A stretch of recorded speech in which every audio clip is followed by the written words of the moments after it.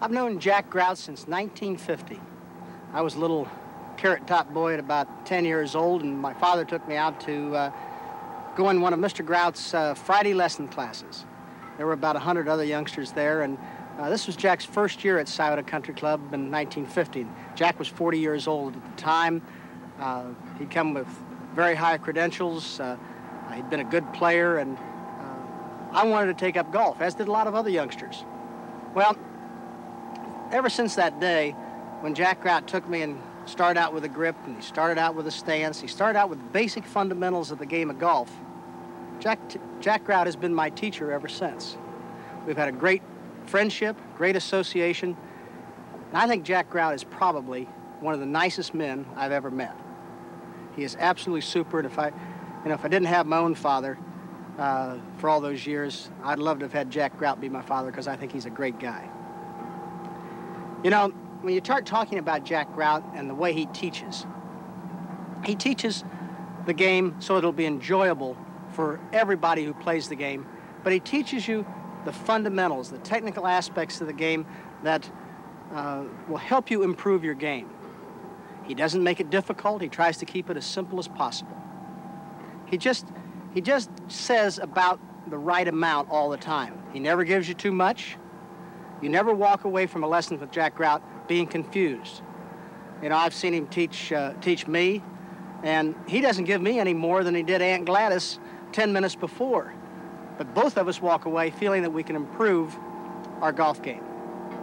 Obviously, because of this, the effectiveness of Jack's method is just fantastic for everybody. The thing I like about Jack, that he stays with the basic fundamentals, and he works on fundamentals all the time. I mean, I can go to Jack after coming back from a tournament, and I can have my game, maybe I've just won the National Open.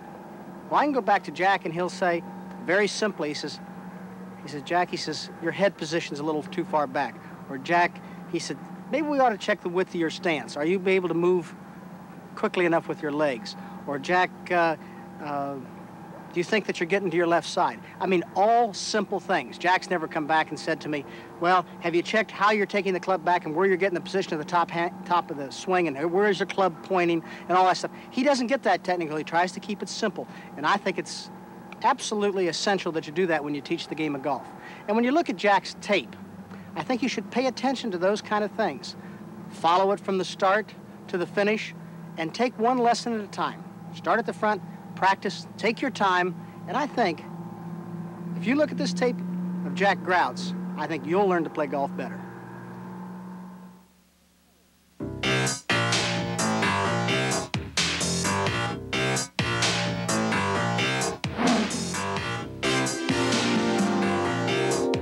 It's important, Chad, to have your hands as close together as you can possibly get them. In other words, that's much better. Perfect. Very good. You'll be more consistent this way. Both hands will work in unison. The last two balls you hit were perfect. I expect another good one.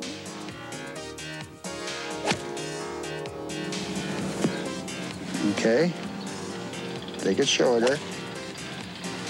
Good. Excellent. Bring the upper part of your body to the left more. A little more. Now hold your head about here. Jack Grout is one of the world's master golf teachers. In this presentation, you'll learn 6 of the techniques he teaches, 6 keys to a better golf game. Jim, these are the fundamentals I've been teaching for the last 25 or 30 years. Well, I'm anxious to work with you, Mr. Grout. Great. You've taught Jack Nicklaus and Raymond Floyd these fundamentals. Well, I've been very fortunate teaching 2 of the best players in the world, and I'm ready to teach some more.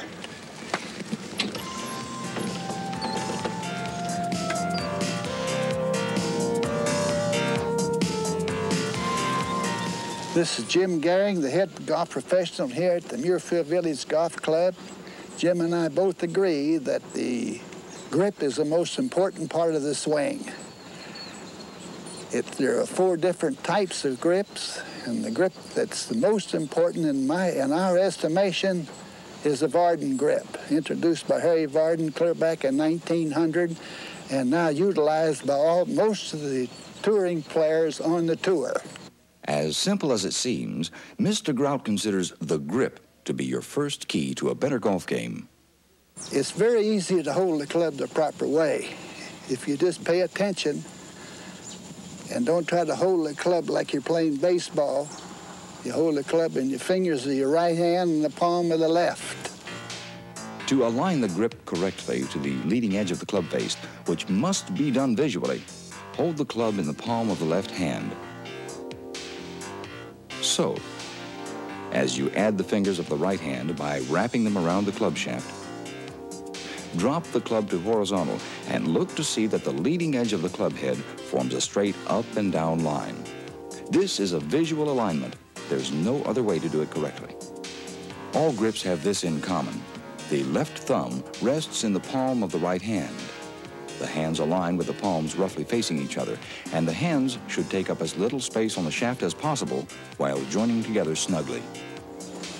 Every great player that's ever played the game has utilized one of the 4 grips that we're going to introduce. The function of a good grip is to let you swing the club in such a way that the club face meets the ball squarely.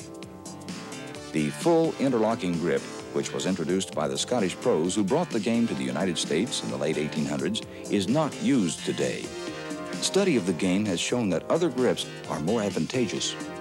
The 10-finger grip lets the fingers of both hands wrap entirely around the club shaft. This I recommend for lady players. They're not very strong in their hands, so they must have more usage of their hands in hitting the ball, especially the right hand. There has been teachers that I have known over my period of my lifetime that they hit the ball with their left hand. You don't hit the ball with your left hand, you hit it with your right hand. By using the 10-finger grip, it brings the right hand into play stronger, where they get more power. The interlocking grip has the index finger of the left hand and the little finger of the right hand locked together to help the hands function as one unit. Now, Jack Nicklaus uses the interlocking grip, but not the full interlocking grip. He's got his thumb on the shaft like the Varden grip, but he entwines the little finger of the right hand against forefinger of the left hand. Jack has small hands. This grip is recommended for people with small hands. Jack's a big, large man, strong, but his fingers were on the short side, and he had problems gripping the club and holding on to it solidly. And he settled on this when he was a young fellow. The most popular grip, preferred by most touring professionals, is the overlapping or Varden grip. Here, the right little finger rests in the valley between the left index and middle fingers. The word grip may be misleading. Too much pressure will inhibit the release of the club during the swing, while too little will let the club slip. Hold the club with just enough pressure to keep it under control. All grips are the same. You don't never hold it so tight that you hinder the flow of the swing. And you also don't want to hold it so light that you drop it or the club would flop around in your hands. Okay. But you hold it just tight enough so you can control it. That's the main thing. Remember, a good grip returns the club face squarely to the ball at impact. Properly positioned, the V formed by the thumb and forefinger of each hand will point toward or just slightly left of the throat as you look down on the ball. To play this game properly, you must have the proper grip, the proper pressure. And that's all I can say about the grip, but you must learn it. First thing you learn in this game is how to hold the club in your hands, proper way. Let's review your first key to better golf, the grip. Choose a grip that's right for you, one that permits you the most power, but also lets the hands work together as a unit. Don't hold the club too tightly. Use just enough pressure to keep the club from slipping out of control. And check yourself by seeing that the V's of the hands point toward the throat.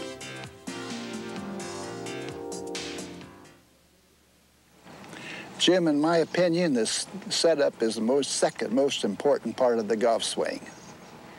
1975, I was at the Spectator at the National Open at Winged Foot in New York, and I was watching Jack Nicklaus practice. I noticed he was aiming the ball 35 to 40 yards to the right of his intended target. At that time, I didn't want to say anything to him about that because you don't change people in the middle of a great championship. But 2 weeks later, we were over here at Muirfield on the 6th tee, and he's still aiming the ball to the right, 35 yards. I said, Jack, you'll have to aim the ball 40 yards more left. He said, no. He said, if I do, I'll shoot it up on top of the hill. I said, let it go up there. Let's see if it does. So he hit 5 or 6 balls, and every one was in the middle of fairway, and he said, by gollies, you're right. Your second key to a better game of golf is the setup. And since you set up every time you start to swing at the ball, it's important that you master this technique. Setup can be described as the way you position yourself and your club before your swing. It involves several aspects: correct target alignment, weight distribution, foot to ball distance, good posture. It may seem complicated at first, but as with any other activity, it will become automatic with practice. Once you're accustomed to seeing the ball in correct relationship to your stance, you'll be able to step in and hit the ball confidently and expect a good shot with each stroke. It's important that you practice the procedure correctly to avoid forming any bad habits. So here is a drill you can practice anywhere: at home, in the locker room, or in your office. The object of a good shot, of course, is to move the ball along a straight line to the target. So a line from ball to the target can be called your target line. Tape a target to the mirror, or choose a reflected object as your target. Then use the tape to lay a straight line from the target to your ball. That establishes your target line. Now measure 20 inches from that line and lay a parallel line. This is the toe line. This 20 inches assumes you are a player of average physique and that you're practicing with a 5-iron. For example, Bobby Cruikshank, a great player back in the 20s during the Bobby Jones era, was 5'2". His driver length was 45.5 inches long. Standard is 43 inches. By having the shaft of his driver 45.5 inches long, it gave him more leverage to hit the ball further. And by having that added length, it gave him at least 25 to 30 yards more power. Now, a tall fella's not looking for direct power. He's looking for direction. The distance from your foot line to the target line will change slightly with each club you use, from as little as 15 inches for a full wedge shot to as much as 30 inches for the driver. Mr. Grout has developed a helpful device called the Jack Grout T-Square, which will help you practice correct setup. It eliminates the need for tape and measuring, and it stores neatly in your golf bag. The T-Square is a must for golfers who are serious about improving their game. Ordering information is included at the end of this tape. Now that you're set to practice the setup procedure, step up to the line with your right foot and place the club head behind the ball so that the club faces squarely down the target line. As you look down on it, the forward edge of the club should form a 90-degree angle to the target line. Now place your left foot into position so that an imaginary line from the toe would cross the target line about 2 inches to the left of the ball. Now place the right foot about 12 inches from the left foot with the toe touching the foot line. Remember that this relationship is for a 5-iron. The distance between the feet will vary, just as the toe to ball distance varies, and it depends on the club you're using. The maximum distance between the heels should be about 14 inches when you're using a driver, and it will decrease gradually as you work down through the shorter clubs. Now step out, relax, and then repeat the procedure. Place the club head at 90 degrees to the target line. Step in with the left foot 2 inches to the left of the ball, the right foot about 12 inches from the left foot, and swivel the heels toward center. 2 inches for the left foot and 1 inch for the right. This is the routine you will use every time you hit a golf ball, so practice until you can routinely walk up to the ball and assume correct stance. Now let's work on correct posture. When you step in this time, don't set the club head down. Instead, stand upright with the club and arms fully extended away from you. Check yourself in the mirror. Now bend just from the hips, lowering the club head into position behind the ball. Don't slump or bend the upper back or neck. Bend only the hips. Now flex the knees slightly, lowering the buttocks as if you were going to sit down, until an imaginary line across your knees would parallel your toe line and be about 2 inches inside it. Your weight should be equally distributed between the feet and between the heel and ball of each foot. Align your hips and chest so that an imaginary line across each would parallel the target line, your toe line, and your knee line. When you're set up with these imaginary parallels aligned, you're in a square setup overall, and you can expect more accuracy from your shots. Now move your hands on the top of the club shaft toward or away from your target until you can draw a straight line from your shoulder down the shaft to the ball. The left shoulder may raise or lower slightly as you do this, but be careful not to open or close your body alignment as you make this slight adjustment. Be sure to check yourself in the mirror from time to time, and be sure you haven't slumped forward, that your back is still straight. You'll notice that your right shoulder and hip are slightly lower than your left. That's normal. Your right hand is lower on the club shaft. This drill may seem a little awkward at first, but stay with it. The time you invest in learning correct setup will pay real dividends on the course. So practice until you can walk up to the ball, waggle the club, and take your swing. Let's review briefly the correct setup. Set the target line up with the target you've selected. Take a 5-iron, driver, or 9-iron, and place the leading edge of the club at a 90-degree angle to the target line. With your grip correct, position the left foot with the inside of the heel on a line to the ball and the toe about 2 inches inside that line. Then position the right foot with about 12 inches between the feet for a 5-iron. Bend from the hips and place the club head squarely behind the ball. Then flex the knees as if you were going to sit down. The hips, shoulders, toes, and knees should all be parallel, and everything should parallel the target line. Move the club shaft and hands until the left arm and shaft form a straight line, and don't slump or change body position. Remember, although parallel, your right hand, hip, and shoulder will be slightly lower than your left, since your right hand is lower on the club shaft. You can practice the setup in wherever you are, at home or on the golf course or in your office.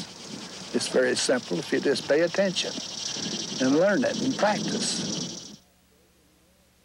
Now let's discuss your third key to a better game. It's called steady head. Your head is always between your 2 feet. It never sways from side to side. The body turns and the head remains always between the 2 feet. As you're setting up, position the head slightly behind the ball. Your left cheek should be just about even with the back of the ball. Just before you begin the backswing, turn your head an inch or 2 toward the right shoulder. This allows the head to remain unaffected by the body turn. Your momentum will force you to turn your head to the left, but that should happen only after impact. If the head sways outside the feet, it destroys the turn of the shoulders and the hips. In other words, if you're turning your shoulders and hips properly, the head will remain there. The shoulders will move the head from side to side, and then you're in trouble. So by keeping the head between the feet and keep your head steady, let the hips and shoulders turn that way, you don't have any problem.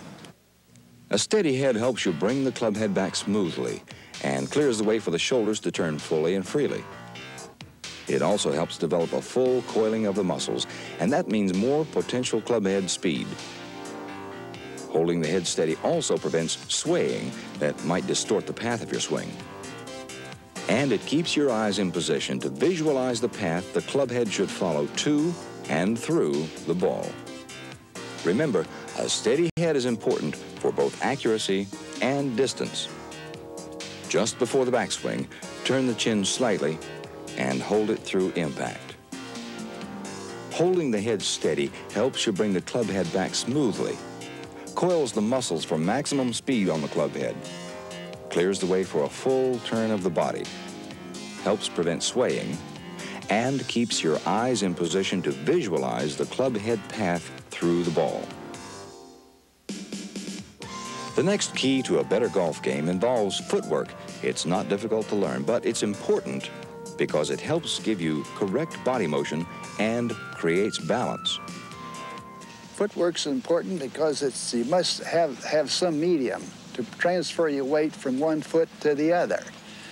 Now, in the backswing, the left ankle should break in, roll in to the right side, and when the left ankle rolls to the right side on the backswing, the left knee turns in with it. On the downswing, the right ankle will break in, roll in, and the right knee will break in with it. What you do on the backswing, you will do on the downswing. Usage, your ankles and your knees are very important. It also creates balance. Proper footwork involves keeping your knees flexed and rolling the ankles correctly. This rolling motion of the feet helps keep the club face square down the target line. Touring professionals use correct footwork to keep the club face squarely down the target line for as long as possible.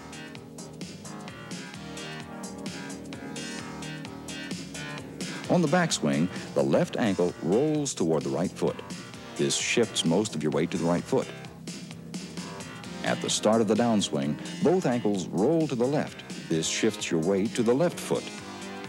This to and fro rolling motion will give most players all the body motion they need during the swing, and it lengthens the time the club face is squarely down the target line. And it's something you can practice anywhere. Here's an exercise that will help you get the feel of a correct golf swing. It involves ankle roll, knee flex, and upper body movement. Next time you're on the practice tee, try this. Do the exercise with a 3/4 swing, bringing the club back to only about 11 o'clock. As you swing the club back, lift the left foot and let it move toward the right foot a couple of inches. As you swing the club down, put the left foot down again in exactly the same spot. Be sure not to widen your stance. Put the foot down exactly where it was to begin with. In the actual shot, of course, you'll leave your foot on the ground, but this exercise will help you get the overall feel of correct ankle roll, knee flex, and body movement as it relates to the swing. In order to extend the impact zone, the length of time the club face is square down the target line, remember, on the backswing, roll the left ankle to shift the weight to the right foot. Then on the downswing, both ankles roll to the left, transferring the weight to the left foot. And remember to keep the knees flexed at all times. Your next key to trimming strokes off your game is the use of a full body turn in order to get the most distance from all your shots. The exercise you're about to see shows how it should be done. You can practice it anywhere, and it's also a good loosening up exercise before beginning play. This is the best exercise I've found out in my lifetime. It teaches you to turn the body, the hips and the shoulders, transferring the weight from the left foot to the right foot. Now, if you notice on the back swing, you will see my right shoulder blade on the back swing. The shaft is maintained on a level here. The weight is moved to my right knee, heel, and as I go through, you can now see my left heel, left shoulder, over here. My weight's on my left foot. My right knee has bent in. On the backswing, my left knee bends in with the assistance of my ankles rolling in, here. On the downswing, it's reversed it. Ankles rolled, the right knee is bent in. I'm on balance. All my weight's on my left foot. On the backswing, as the weight of the body shifts to the right foot and the knees remain flexed,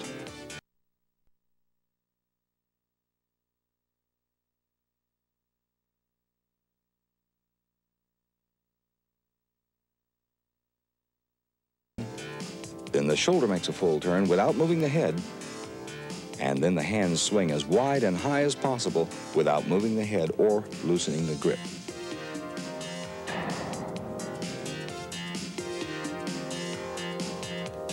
Mr. Gehring is more flexible than most players, so at the top of his swing, his club goes below parallel. Most players should work at the full body turn until their club shaft reaches parallel. Correct technique for iron shots is to hit down through the ball. The full body turn is the same, but for iron shots, the shoulders tilt down. If you don't tilt down from the backswing to the forward swing, you'll come over the top of it, like this way, as long as you're turning under. This may feel restrictive at first, but actually it forces you to make a full body turn. It helps control the elbow and the club, and it forces you to release the club head at the correct point for more power in your stroke.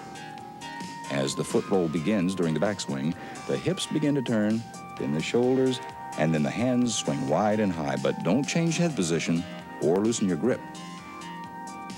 And remember this exercise for loosening up and to help you develop a full body turn. The next key to a better golf game involves your hands.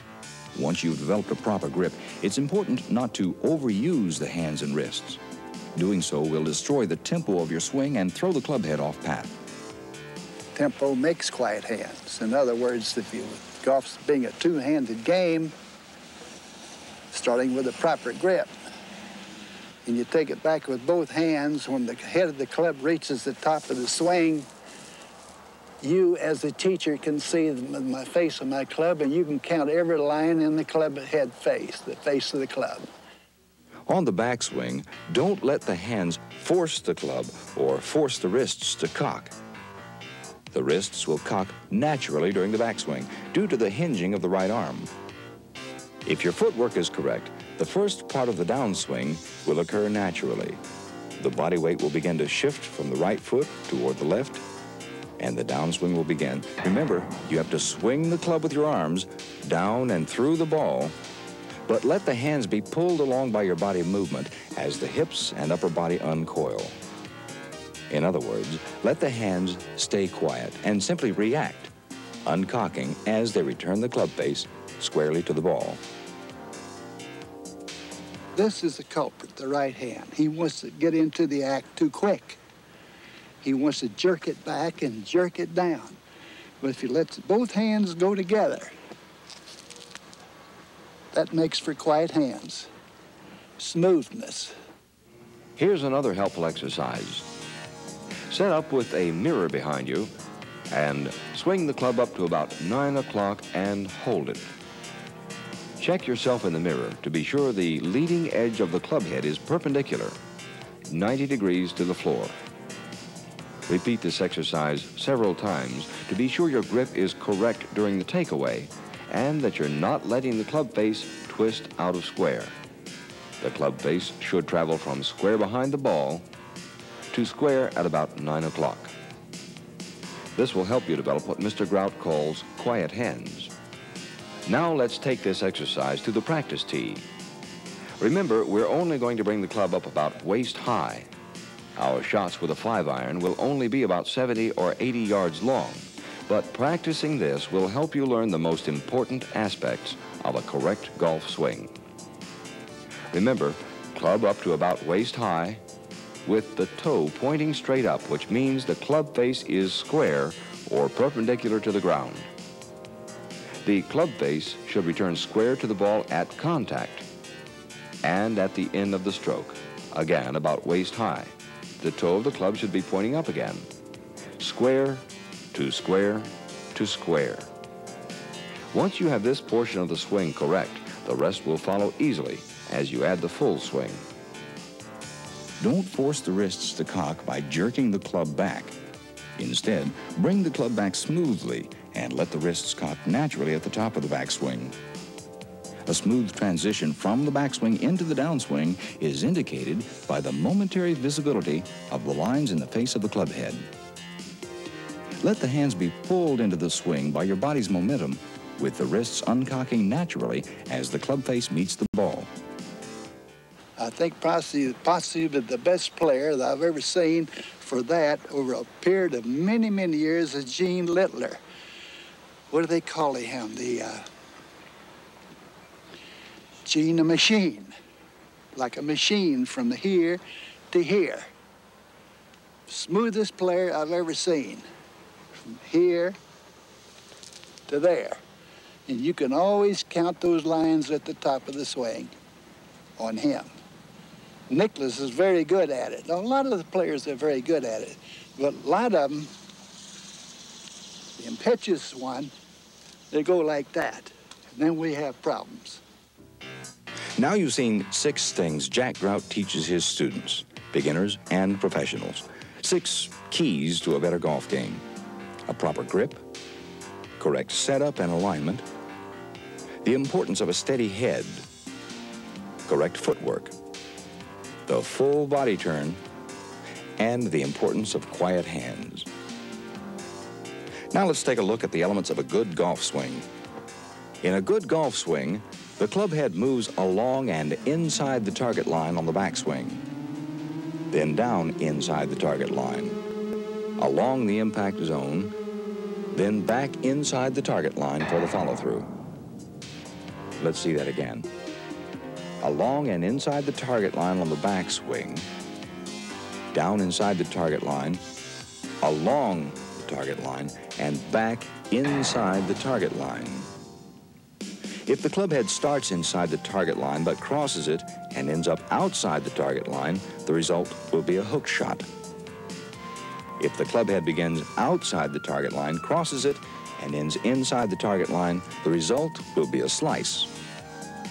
The object, of course, is to be able to hit long and straight consistently. Only really advanced players worry about being able to fade or hook the ball at will. Intermediate targeting is another valuable aid to more accurate shots. It's difficult to maintain target visualization when you're looking from the ball to the target and back again. So stand in back of the ball, sight in on your target, then pick a twig or a leaf or a clump of grass which is on the target line and a few feet in front of the ball. For purposes of demonstration, we've used a second ball. When you set up, this interim target will help you visualize the path you want your shot to take without disturbing your setup. Let's take one more look at a good swing. The club head should travel inside and along the target line on the backswing, return inside the target line, along the impact zone, and back inside the target line. And the swing depends on a good grip, correct setup and posture, a steady head, a full body turn, the use of proper footwork, and quiet hands.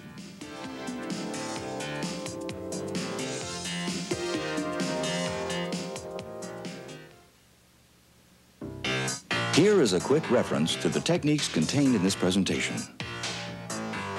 Remember that the club is held by the palm of the left hand and the fingers of the right, and that the hands should work as a unit, taking up as little space on the club shaft as possible. The 10-finger grip is recommended for ladies because it offers more right-hand strength. The interlocking grip is good for players with small hands because it helps maintain a firm grip on the club. And the overlapping or Varden grip, which is preferred by most professionals, is also the grip in most popular use wherever the game is played.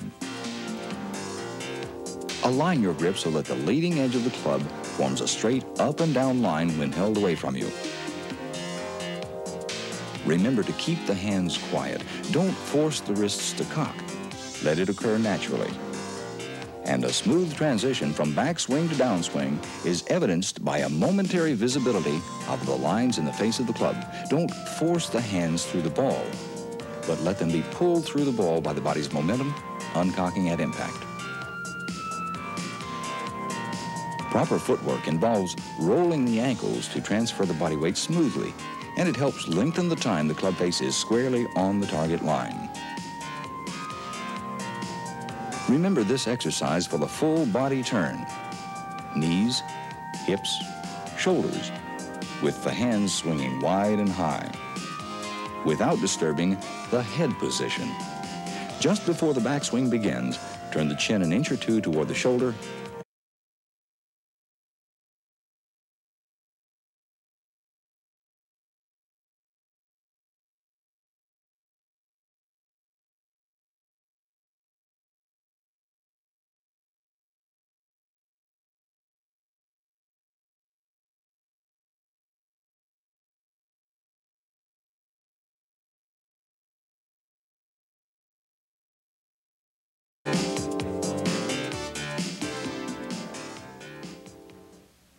Practice tee at least a half hour before tee time, and I wouldn't ever be caught with a ham sandwich in my hand as I walked out on the first tee, and I'd be ready to go. We got to practice at all times, adhere to the fundamentals, try to stay away from people that don't know anything about the game, but they'd like to help you. Great players usually start at a tender age, say from 10 to 15, they're thereabouts. It's easy for those young fellows to learn the fundamentals easier because they haven't developed any bad habits. Next thing I would do, Jim, was that after I got set up, I would take 2 waggles and draw back and let her go. I wouldn't fool around with it because I know I'm all set. I'm aiming the ball properly. As I said before, I take 2 waggles, draw back, and let it go. This is a great invention. It should have been around years ago.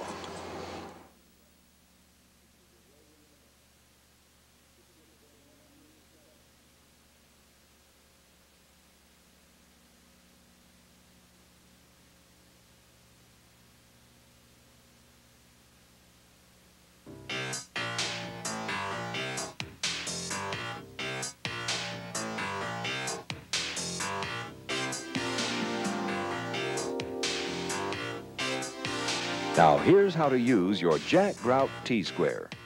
Jack Grout T-square is designed to teach you the correct setup position based on the principles Mr. Grout endorses. It will reinforce the correct relationship between the club head, the ball, and your feet until you can set up correctly and automatically every time. When you first receive your Jack Grout T-square, you'll find that both foot guides have been shipped on the right mounting nut. To assemble the T-square, hold it in the hands with the printing reading correctly. Remove the right nut and washer, and remove the left foot guide, the one with the co-index mark on it. Replace the washer and nut on the right foot guide. Loosen the left hand nut, and mount the left foot guide with the index mark facing up and the washer on top of the foot guide. When the left foot guide is straight along the body of the T-square, it's in the storage position, allowing the T-square to fit neatly into your golf bag. To use the T-square, align the left foot guide along the mark indicated on the T-square target arm and tighten the mounting nut. Loosen the right holding nut and align the right edge of the foot guide with the guide mark for the club you'll be using. Tighten the holding nut. Loosen the center mounting nut and rotate the ball arm so that the flip-back ball guide is at the top. Select the correct ball arm setting for both the club you'll be using and your physical build. See the laminated T-square guide to determine if you should use the tall, average, or short settings. Then tighten the mounting nut. Do not over-tighten these mounting nuts. The T-square is now ready to use. Remember to flip the ball guide back out of the way before setting up to actually hit off the T-square. When the T-square is pinned to the ground in use outdoors, correct footwork may cause the right foot guide to turn in slightly when using a full swing. This is as it should be. Just realign the foot guide between swings. You've seen the T-square used throughout this presentation, and we've shown you how to set it up for indoor use, so let's look at the T-square in use on the practice tee. First, lay a club down aimed at your target to establish your true target line. Once you've set the T-square for the club you'll be practicing with, a driver, 5-iron, 9-iron, or wedge, align the T-square so that the ball arm forms a right angle to the true target line. Then anchor the T-square to the ground using 3 golf tees pushed through the holes in the body of the device. Remember, the T-square is an aid to learning correct setup and alignment relationships. Because it's impractical to show graduations for every club, only the basics have been indicated. As you grow proficient at setup, you'll learn to adjust slightly to accommodate all the clubs. A square stance is used for the driver down through and including the 5-iron, with a very slight decrease in the distance between the feet, which is accomplished by moving the right foot in. Between the driver and the 5-iron, there's only a difference of 2 inches, so the right foot adjustments are minute. Hitting off the T-square is easy. Just remember to flip the ball guide back out of the way before you set up for the swing. Correct footwork could cause the right foot guide to move in slightly, especially during a full swing. Just readjust the guide between swings, and don't over-tighten the foot guides.